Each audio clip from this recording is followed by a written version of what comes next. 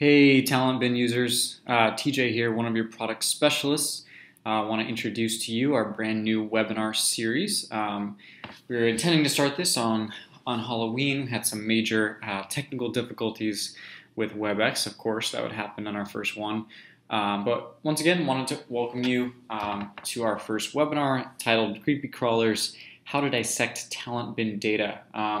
We're going to start to launch these webinars about once a month right now, one midway through November and then definitely in December as well. The goal of these, ultimately, the inspiration comes from our conversations, us being the product specialist team here with all of you, our customers, things that we see commonly when we're on the phone training folks or working through kind of advanced features or even new features that come out. So we're going to definitely keep hosting these to try to help you drive ROI with the TalentBin tool. Like I said, we're going to go over new product features, TalentBin best practices, and then some sourcing strategies too, because obviously with this tool, some of your strategies are going to be quite different from other tools that you use out there. So I definitely think it's important to kind of take a different mindset when you're in the TalentBin product, and I'm kind of go through that as we go. So here we go. Let's kind of move forward here. I don't want to spend too much time on the slides, maybe 20 or 30 minutes, get you on your way. So anyways, you might have seen this slide before, especially if you recently went through a TalentBin sales demo, but I think I like to show it in a little bit of different light. I think it's important that we, like I said, kind of take a different mindset when we're looking at the TalentBin tool, right? So on the left here, obviously your job boards, right? Your active candidate strategies, resume data, right? Purely resumes. And then you have your LinkedIn, of course. Most of you are familiar with LinkedIn, using it all day long. So do I. It's a fantastic tool. But that's resume-ish data, I like to call it. So not purely a resume, but kind of candidate sponsored information from a resume. And then here we are, right, in this kind of explosion of data over the past 10, 15 years or so. This what we call implicit resume data, right? So these are bits and pieces of information that candidates are putting out on the web, not necessarily intending for it to be pulled together into an implicit resume, but that's what we're going and doing, taking data from all these different places and trying to piece that together for you. So like I said, different mindset, right? We're not really looking for the perfect candidate here, but we are looking for candidates that have 2 or 3 of the major skill sets that we're looking for. And from there, we're really just trying to build a friendly and productive conversation, which ultimately leads us to, right, either a hire in the best case scenario, or a resume for our database, or for our CRM ATS for the future, right? Or a referral network, right? We're trying to start conversations with these candidates that might be really happy with their current situation, but undoubtedly they have a lot of friends with similar skill sets that either graduated with them, come from a similar company or background, right? So we want to look at the skill information that TalentBin has, right, and make the most of that data, right? So I know everybody is really familiar with LinkedIn and really familiar, obviously, with reading a resume, right? But how do we take the data from TalentBin and use it much in the same way, right? And then eventually, how do we turn that into an awesome email? So those are all the things that I'm going to kind of work through as we go today. Here is just kind of a snapshot of some of the websites we pull information from, right? You have your social networks on the left, some other sources like the patent database, okay? Design-specific sites, which are really new. This is, November now, 2014. These came out last couple months, and they're really awesome for anybody looking at UI, UX folks, especially if you want to see a portfolio, okay? And then what I'm going to focus on today, what I think is most useful for the majority of our customers, are software engineering specific sites. Within those sites, there are a number of them, right? Here are some of them highlighted. In my experience and opinion, GitHub and Stack Overflow are going to be the best sources in terms of kind of the bang for your buck, if you will, right? The data that you're getting from those sites is really going to give you an insight into what skills these candidates have. These other sites are fantastic too, but they're a little more niche, right? So you see some of the Ruby on Rails sites, for example, those would be specific to a Ruby candidate. If you ever want to talk more about these different sites, feel free obviously to look them up, or reach out to one of your product specialists and we'd be happy to discuss more in detail, okay? And then all the other sites, right? We have Meetup being my personal favorite, and I'll kind of talk about that towards the end of the chat here, why I think that, and then a number of others. Once again, these creative sites and your Facebook, Twitter, Quoras, etc. All with some really useful information. And this is all data that is, in addition to job history or skills, right? Things that are really going to help us to connect with this candidate on a more human level. Okay. So let's go ahead and take that into profiles here, right?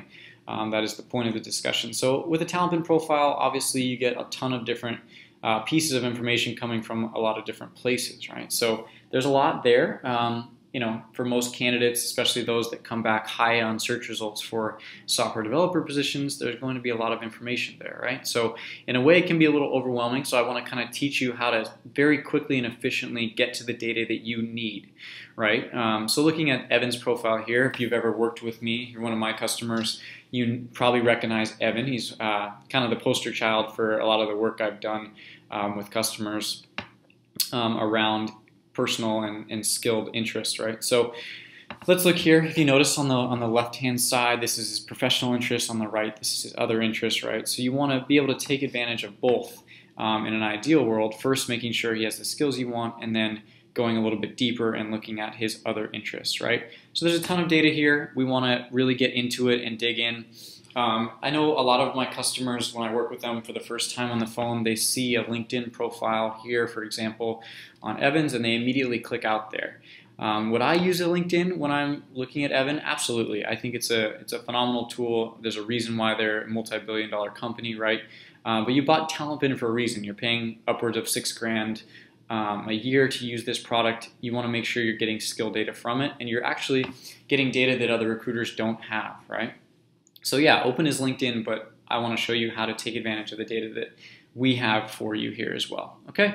So how would I approach a profile the very first time, right? I would open this profile, and I would immediately go to the skills section. To be completely honest with you, and I tell my customers this, I rarely scroll down below the skill data. That's where we get most of everything we need here, right? So I'm going to hone in on the skills, and I'm looking specifically for the skills that I wanted to find in this job. In my example here, I was looking at a web development role, JavaScript being the chief skill.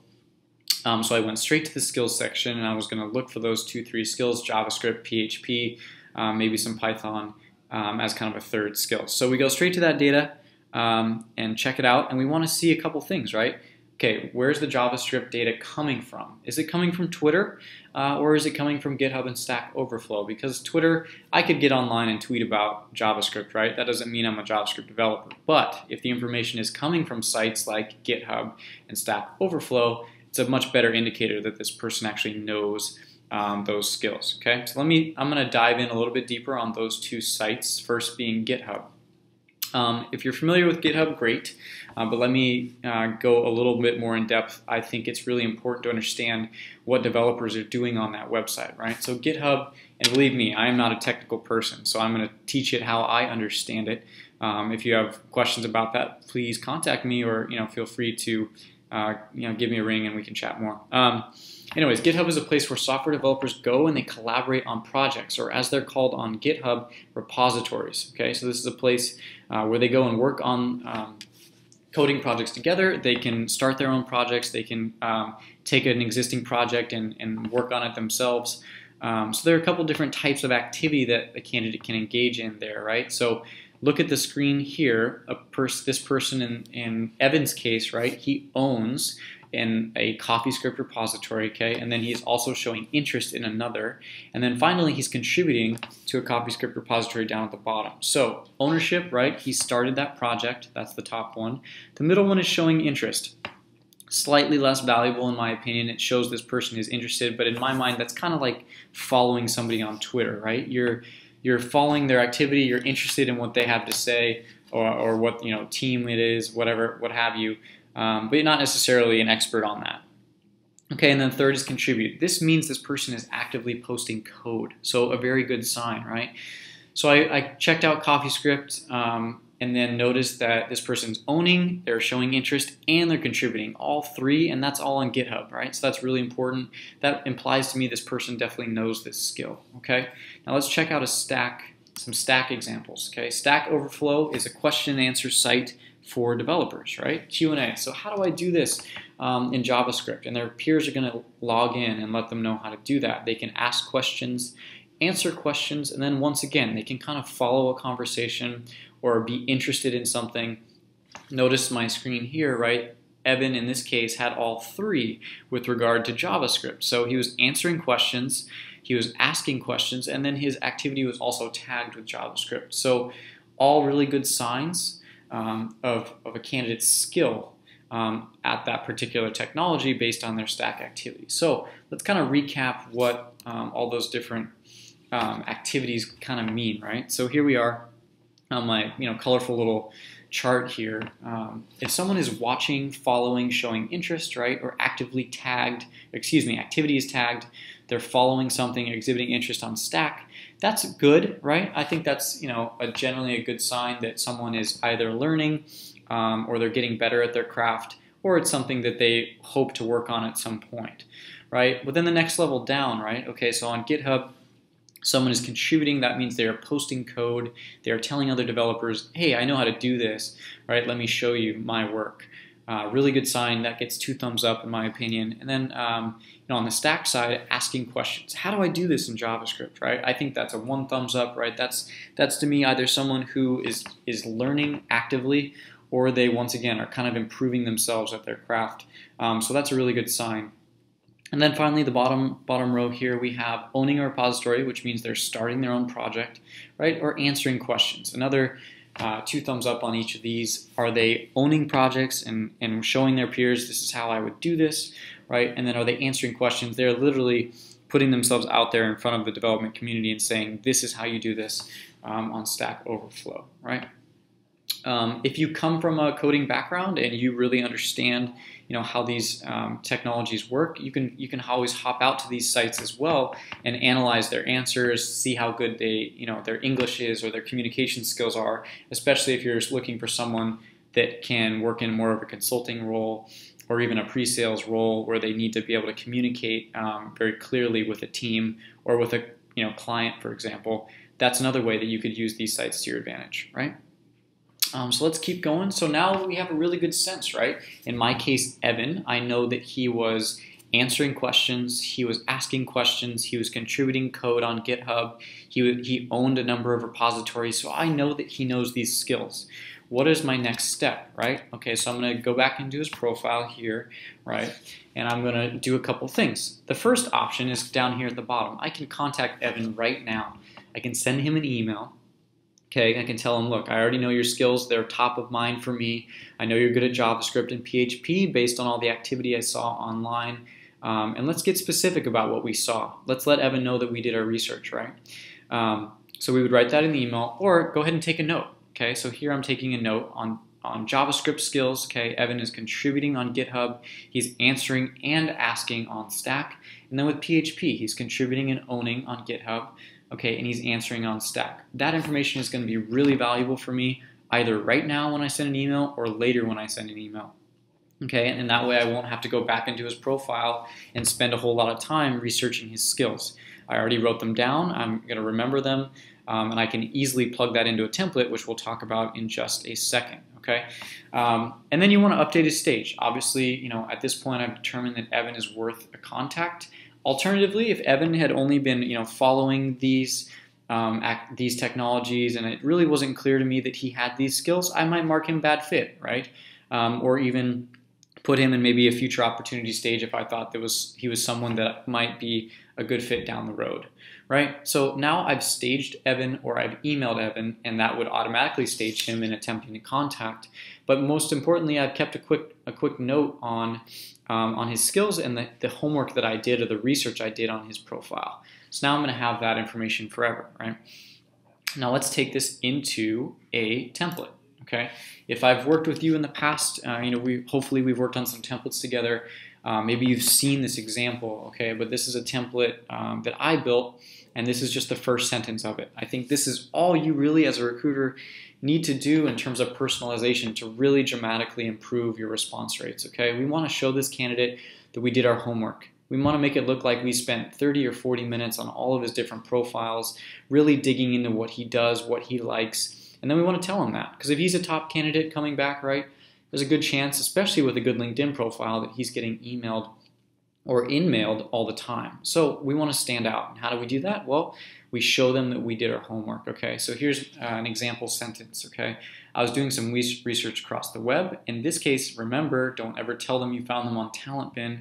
We want to tell them where we found their information. In this case, GitHub, Stack Overflow, Meetup, and LinkedIn, right? Because those are all the sites that I looked at, and I'll talk about Meetup in a second. And I noticed that you're doing this. This is coming straight from my notes right here. Remember, what was he doing on GitHub? What was he doing on Stack? And did that let me know that he had those skills? Absolutely. So let me tell them that I went ahead and did that homework, right? I looked at your JavaScript and PHP activity, noticed you're contributing and or answering questions on Stack. In this case, he was, right? That's really impressive. I want to tell him that. You want to stroke their ego a little bit. There's a reason why software developers, have less than a 2% unemployment rate. They're happy with their jobs, and they're probably getting paid quite a bit of money. So how are we going to get them to move? Well, we need to make sure that we catch their eye, and we need to stroke their ego and make sure they know that we are really, really interested in talking to them, right? Okay, so let's go one step further, okay, and look at adding a personal note to a message, okay? This is up to you. This is, all this is optional, right? But I think really this is going to separate you as a recruiter. This is going to give you a chance to get a response back from that person, whether they're, ready to move or not. I think it's really important to get word back from them, so you, once again, tap into their referral network and at least get a resume for down the road. Okay, and in my opinion, this is really fun.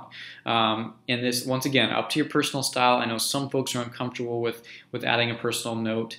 And let me kind of share with you some of my thoughts on it and where you can get information like this and it's not really invasive in any way, right? So in this case, take advantage of TalentBin. Once again, we're here in the TalentBin data, right?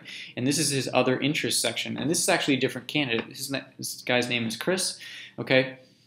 Right away, I see in his other interest that he likes beer and board games, okay? He's in a board game meetup group. I thought that was really unique, okay? And then I'm going to throw that into my template, okay? My subject line, notice, it doesn't even say anything about the job. That might sound funny to you, but guess what? This guy replied in the message the first time I sent it, okay? He wanted to talk about board games, which is, call it what you want, but it worked, okay? So I crafted a subject line that was unique and personal to Chris, but yet it was about board games and beer, right? Nothing that was, about his family or anything invasive like that. And that's why I really like Meetup. I think it's one of the best sites to visit, to find information that kind of walks that line between professional and personal, right? If someone is willing to go out after work and meet up with a number of his peers and talk about his interest, that's probably something he'd be willing to talk to you about. Right?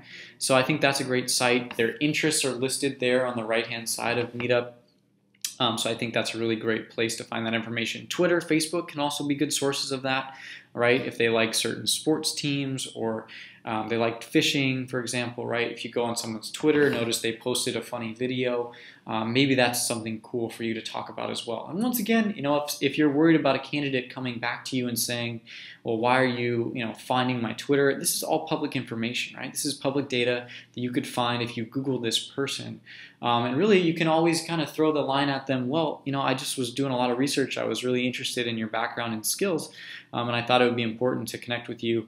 And I thought, by the way, you had some really cool interests that I wanted to chat about. So if you look at my template here, right, board games and beer, game on, something kind of fun that's going to get him to open it, right?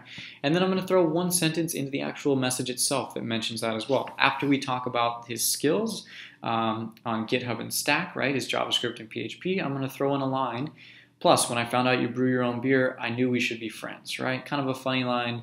Once again, up to your personal style, and you, either myself or any of my colleagues here would be happy to work with you on crafting some messages like that. Okay, so now we fire off this super fun, super awesome first email. Unfortunately, not all candidates are going to reply right away, right? These guys are busy. They're working a lot of hours, sometimes really odd hours. And then on top of that, they're at work with their boss looking over their shoulder, right? So important to use TalentBin to monitor activity and then follow up with these guys, right? Take advantage of the tools that are in the product, okay? We have the activity feed in the mailbox, as you can see up here, right? Jordan has opened my email. Oh, by the way, he clicked on my link. This guy's probably interested. Maybe he's been at the company for a year or two. His stocks have vested, right? He's looking to make a move. He's opening my message. He's at least engaged with it. Note that we also launched recently the automatic follow-up campaign. That will actually be a subject of a future webinar. We are waiting to do a webinar on that until we launch multiple campaigns, because I think that will be more value to you when we can talk about how to put different candidates on different campaigns and how to tailor those campaigns to those individuals, okay? But automatic follow-up is a great way to make sure you're following up if you don't have the time to do it on your own manually, right? Okay, so we've done all of our research, we've documented all the skills the candidate had, and we sent them an awesome email, right? And now we are actively monitoring who's opening those messages, who's clicking on them, also taking advantage of the dashboard, right? Those automatic tasks that we're giving you are going to be a great way for you to determine, oh, if I only have 10 minutes in TalentBin a day, what am I going to work on? Right? And once again, we will talk more about the automated follow-ups in the future. Another option is bulk follow-up messages. Definitely ask your product specialist about that. That's a great way to quickly send 30 emails to candidates that have all opened your messages over the past week or two if you are opting not to use the automated feature. Okay? And then lastly, as I wrap up here, I wanted to once again point your attention to our support page. Okay? I'm a member of a team here of 5 or 6 individuals. We're actually growing this team since we're getting a lot of new customers, right? And we are here full-time for you, okay? Reach out to us, call us. If we're not on a call, we are happy to speak with you. We enjoy doing this, and we want to make you good at this. That is our sole job, and it's really fun for us to see you succeed. So check out support.talentbin.com as well. It's a really great site that my colleague Jeff is building all the time. He puts awesome videos up there. This video should be up there shortly. And you can actually ask questions here in this search bar. Anything you're interested in TalentBin. How do I do bulk messaging? And that would come up with videos, articles, stories on how to do that successfully. Okay, so that kind of wraps up my material for today. Hopefully we'll reschedule this to do live as well. And then once again, be on the lookout for a webinar in November, something festively Thanksgiving themed. Working on that right now, and that will be out in just a few weeks. So look forward to having you all there. Feel free to contact me about the material at any time. I'm always happy to chat. It's tj@talentbin.com. Find me on LinkedIn or give me a ring. All right. Well, thanks so much, everybody, and we'll see you next time.